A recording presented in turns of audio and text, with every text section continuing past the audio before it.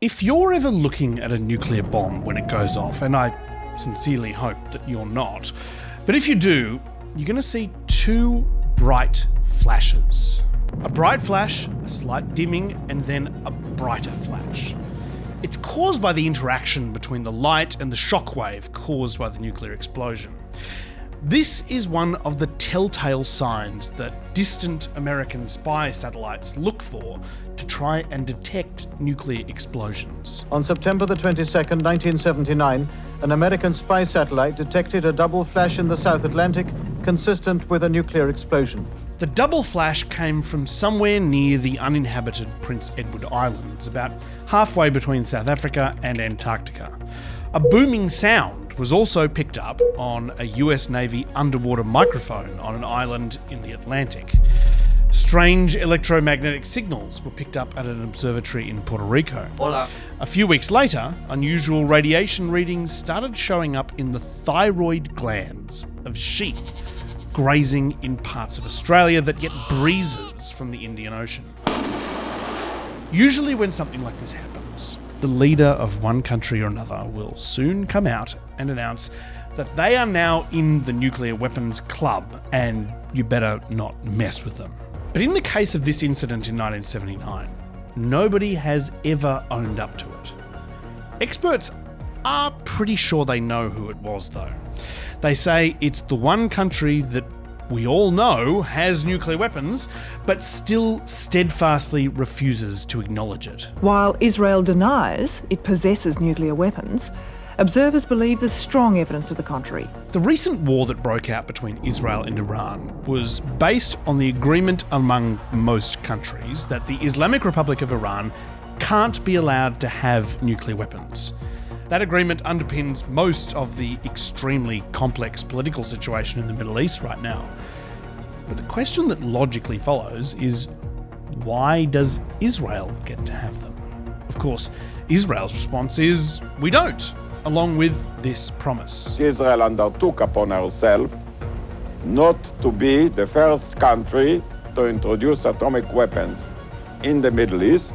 We won't be the first to introduce nuclear weapons into the Middle East. In this episode, we're telling truly one of the most extraordinary stories we've ever told on this show.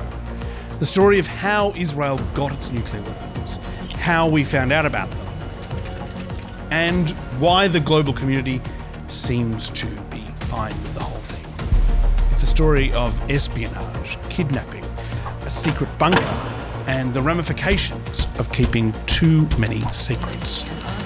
I'm Matt Bevan, and this is If You're Listening.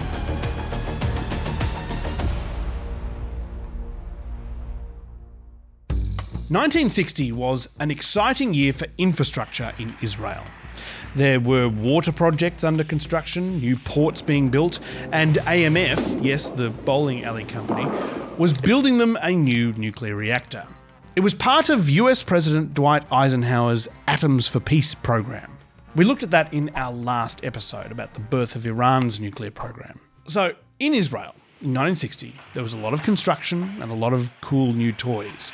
To show it all off, the US ambassador to Israel was taken on a helicopter tour of the projects by a government official named Adi Cohen. Whatever the ambassador wanted to see, I arranged it.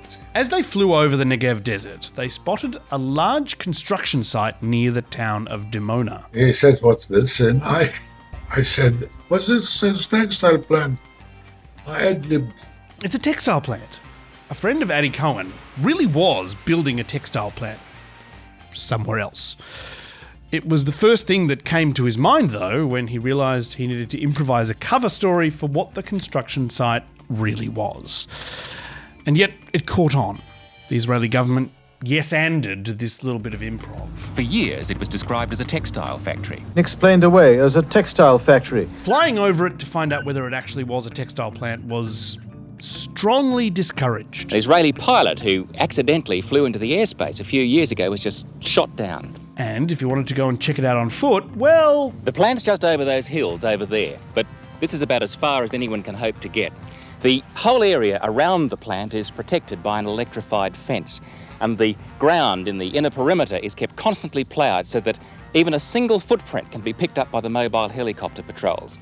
In the hills all around here, there are military lookout posts and missile batteries. The CIA didn't need to go on foot, though.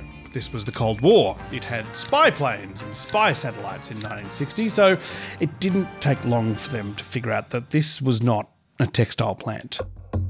It was a nuclear enrichment facility.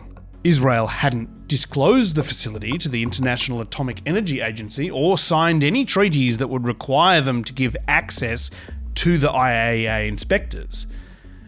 The US wasn't having it, though, and demanded that American inspectors be given a tour.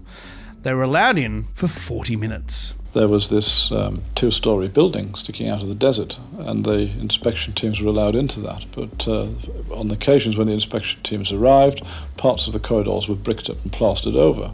So the lift shafts leading 6 floors underground were not visible. The Americans did notice that fake wall, but they couldn't really do anything about it. They demanded more detailed and more frequent inspections, at least twice a year. The Israelis apparently decided that building the fake wall twice a year was a bit of a hassle, so they only allowed one inspection each year. And even those inspections were eventually cut off. There have been no international inspections since 1969. A team of American senators who tried to get in on a fact-finding mission in 1979 were just turned down flat. They didn't build this facility on their own. They had help from France, Norway, the UK, and apartheid South Africa. 1979. The CIA reports that an explosion off the South African coast is a joint Israeli-South African test. Officially, the US government said that the incident in 1979 was a false alarm, and yet... 1980.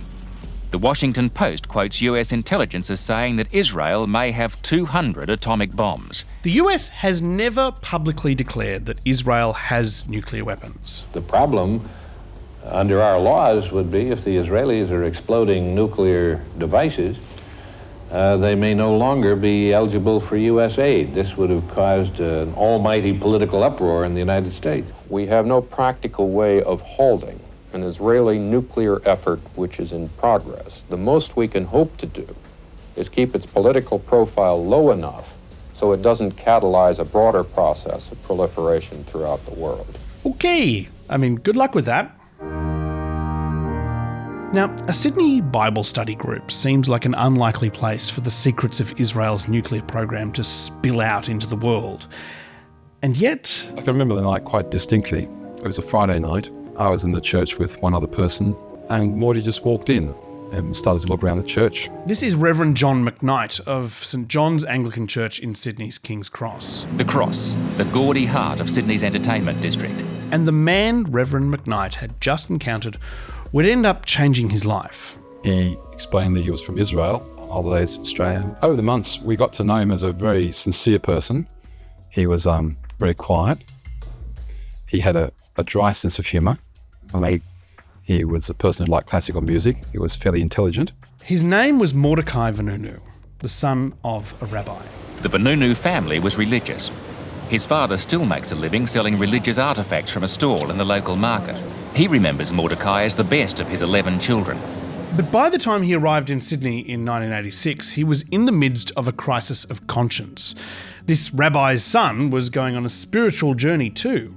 He converted to Christianity, and soon after being baptised, he mentioned something interesting in a Bible study group.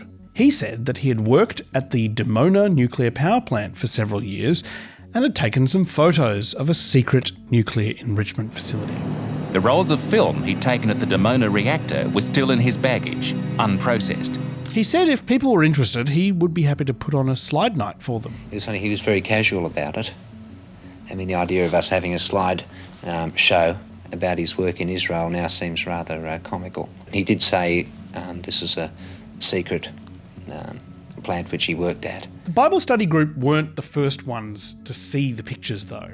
Vanunu also mentioned them to 2 new friends he'd made, 2 men who had been hired to paint the church's fence. So he said to me, I want to destroy the film. I don't want to do it. I don't want to forget about this. And I just looked at him and I said, you can't do that. And he knew he couldn't. That's Roland Saulitis, one of the 2 painters.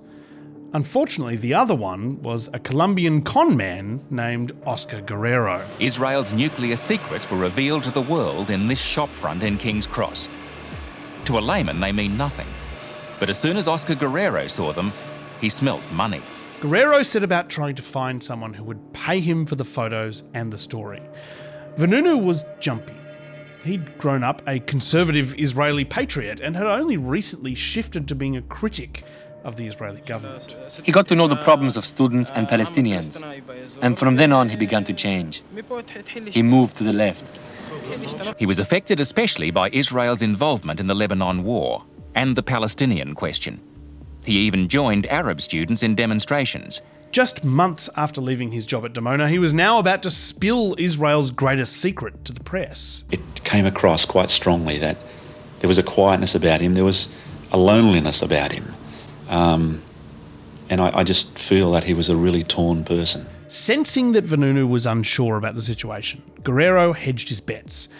As he was setting up meetings with journalists to sell the story, Guerrero organised a sit-down at a cafe in Sydney's Martin Place with an Israeli diplomat to see whether Israel might pay him for information about a traitor.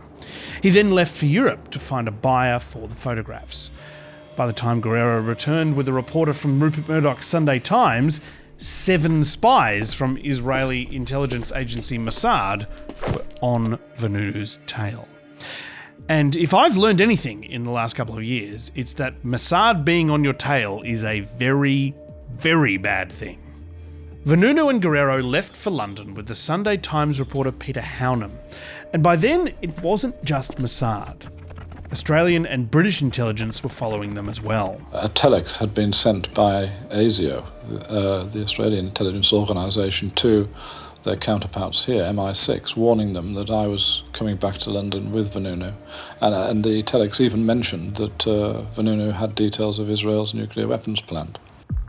In London, everything kind of just fell apart. Concerned that his windfall wasn't coming from the Israeli government or the Sunday Times, Oscar Guerrero betrayed both of them and gave copies of Vanunu's pictures to a rival tabloid. And this tabloid wasn't playing by Vanunu's terms. It ran the photos along with his real name and photo.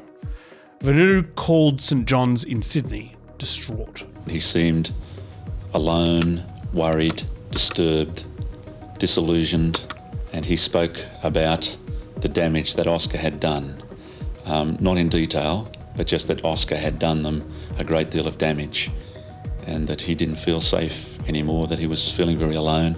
He wasn't very alone. You're never really alone when Mossad, MI6 and ASIO are all kind of jostling for position behind every Royal Mail postbox you walk past. But he felt very alone, and that's the point. And that was when Vanunu met a woman in Leicester Square. He was alone. So was she. And he plucked up the courage to start talking. She told him her name was Cindy and she was an American beautician. She suggested a cup of coffee. Within days, Cindy had convinced Vanunu to take a spontaneous trip to Rome with her. Vanunu was totally unsuspecting because he thought he'd made the first contact. In Rome, Cindy took him to an apartment that she had booked. As Vanunu walked in, he was jumped by 2 men.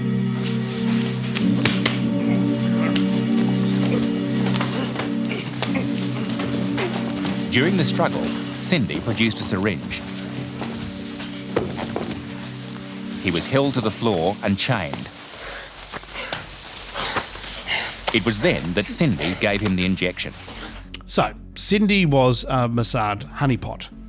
Vanunu, unconscious, was taken to the Italian coast and put on a speedboat. When he came to, he was still chained and in the cabin of a cargo ship. For 6 weeks, there was no sign of Vanunu. His friends back in Australia heard nothing until finally the Israeli government gave a statement. The government would like to inform that Mordechai Vanunu is detained in Israel by law under a court order. Mr. Vanunu is a different type of criminal.